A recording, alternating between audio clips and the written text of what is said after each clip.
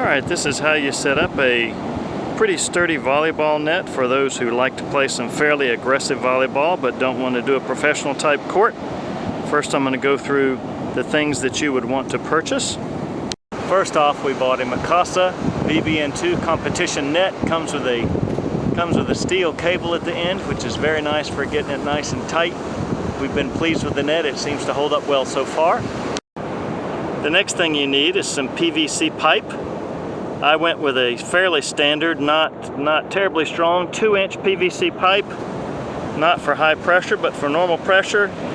Bought 2 8-foot poles, which seem to be adequate. If you're doing a men's height, which is approximately 8-foot net, you'd want to buy something like 8.5 foot tall. I bought mine more for women's net, which is approximately 7 foot 4 inches.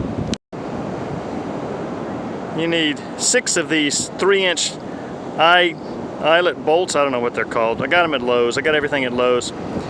It has an eye on one end and bolt on the other. You need 12 nuts and 12 washers to go along with that. You need 2 of these lengths of cord. This is nylon cord. I brought 75 foot. I don't need it that long. I'm sorry, I don't remember the strength, but they were fairly high strength cords. You don't need them all that strong. I also bought 6 of these metal poles. They're solid metal and they have some holes drilled in the top so you can run nails or other things through them. And lastly, I had an old 2x4 that I cut in 2 and drilled a 3/4 inch hole in it. The poles that I just showed you, the metal poles, are 5/8 inch in thickness, and I drilled a 3/4 inch hole into this pole so that, into the board so that the pole could go through it. Alright, so you've got all your parts. You've got 2 poles, 2 PVC poles rather, you've got 6 metal spikes, you've got 6 of your eyelet hooks, you've got 2 75-foot cords, you've got your net and all your washers and the 2 pieces of board that go with it. The first thing you want to do is to drill your holes into the PVC pipe. I put an upper hole in order to secure the rigging and tighten it. Second hole, the top hole, I put approximately 7 foot 4 inches, which is the women's height. You need another hole 3 foot below that for the lower portion of the net. You put your eyelets through, 2 of them facing towards the net and 1 facing away from the net, so for your securing your riggings, your lines. When you get to where you want to put up your net, you hook it to the poles. What I did was run the cable through the upper eye, ran it down, had an S-hook, you had to buy a couple of S-hooks, ran the S-hook into the lower eye, and it seemed to work quite well. Stretched it out.